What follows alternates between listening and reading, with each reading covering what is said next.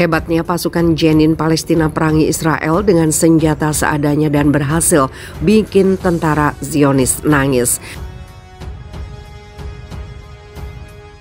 אנחנו אומרים למחבלים ולשולחיהם, אנחנו רואים אתכם בכל מקום, אתם לא יכולים להתחבא, ואנחנו בוחרים את המקום ואת הזמן לפגוע בכם, אנחנו ולא אתם.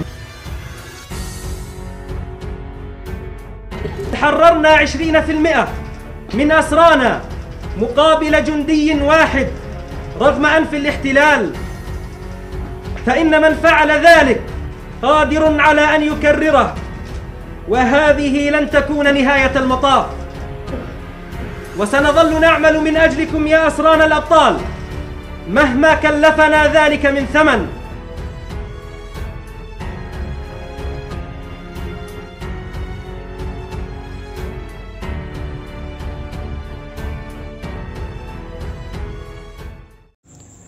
Hai para penonton Central News, sebelum lanjut jangan lupa subscribe dan lanjut tekan tombol Super Thanks.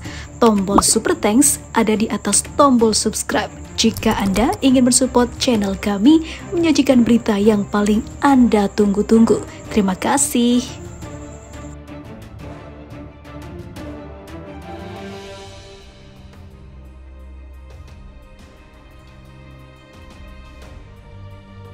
Jangan remehkan Palestina yang tidak punya batalion sehebat dan secanggih Israel, karena pada faktanya pasukan Jenin Palestina mampu ganyang seluruh pasukan Israel hanya dengan senjata seadanya, dipersenjatai dengan senapan M16 dan aplikasi perpesanan terenskripsi.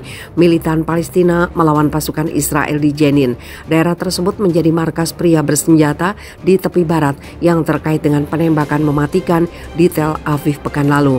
Tumpukan ban mobil ditumpuk tinggi menjadi barikade jalan yang terbakar saat jeep tentara Israel datang lagi untuk menyerang benteng pertahanan lama terhadap penjajahan ini. Siapa kamu? Khaled bertanya kepada tim AFP yang berkunjung melalui jendela mobilnya saat bertugas jaga di luar kamp pengungsi Jenin. Apa yang kamu lakukan di sini? Apakah kamu orang Israel? Tugasnya yaitu mengawasi di luar kota berpenduduk 13.000 orang terhadap pasukan Israel, menyampaikan penampakan apapun kepada para pejuang bersenjata lengkap yang tersembunyi jauh di dalam kamp labirin beton dari gang sempit. Setelah Israel mengalami gelombang serangan selama 3 minggu yang merenggut 14 nyawa, mengejutkan bangsa itu. Tentaranya telah memfokuskan tanggapannya pada kamp yang bergolak ini sejak Sabtu. Namun Jenin bertekad untuk melawan. Tujuan Israel yaitu menangkap kerabat dan pendukung penembak Tel Aviv berusia 28 tahun, Ra'ad Hazem. Pahlawan baru kamp itu yang membunuh 3 warga sipil Israel melukai lebih dari selusin lain di Tel Aviv minggu lalu. Penjaga lain yang menggunakan nama samaran Mohammed mengatakan, kami mencoba mengidentifikasi mobil dan orang asing yang tidak dikenal, menyampaikan informasi ini di Telegram. Kami takut pada Mistarafim, yaitu unit Israel yang berpura-pura menjadi orang-orang dari negara kami yang berbicara bahasa Arab, berpakaian seperti kami. Kami khawatir mereka akan diterima di grup Telegram membagikan informasi palsu. Sementara beberapa hari terakhir, Dinas Keamanan Israel telah menuntut agar Hazem menyerah, mengancam operasi yang lebih besar jika dia tidak melakukannya. Pada hari Minggu, tentara melepaskan tembakan ke mobil saudara laki-laki pria bersenjata itu, Hamam Fatih Hazem, martir tawanan atau cacat senjata modern beredar luas di kamp dan para pejuang siap berperang, kata juru bicara bertopeng para martir Al-Aqsa Brigade. Faksi yang berafiliasi dengan gerakan Fatah, gerakannya hidup berdampingan dengan kelompok Islamis Hamas dan Jihad Islam. M16 dan senapan serbu serupa yang dijarah dari perdagangan pasukan Israel punya harga sekitar 15.000 euro atau 16.200 US dollar di sini. Unit tempur dikerahkan di jalan dan gang camp, kata juru bicara itu.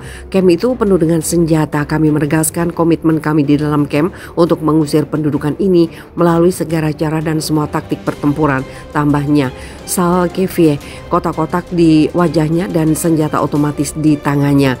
Jenin telah melihat pertempuran sengit sebelumnya. Pada April 2002, perang kota berdarah dengan pasukan Israel menyebabkan puluhan orang tewas, sebagian besar kem menjadi puing 20 tahun kemudian tidak ada yang berubah.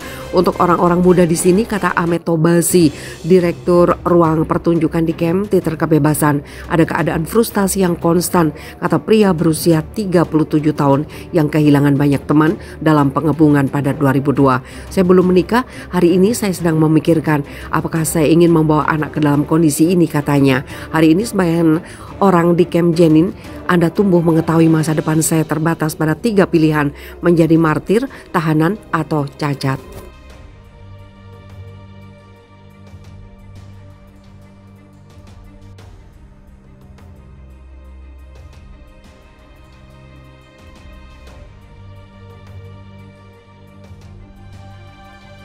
Operasi Berani Syahid melawan Zionis meningkat.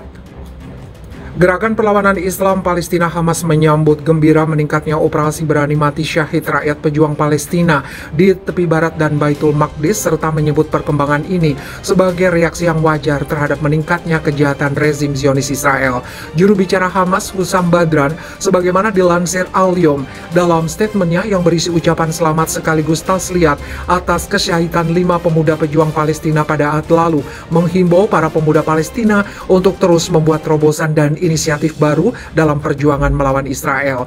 Dia menilai berlanjutnya operasi serangan anti-Zionis dan melebarnya zona operasi merupakan perkembangan intifada Al-Quds pada jalurnya yang benar dan semata-mata demi menggapai cita-cita luhur bangsa Palestina.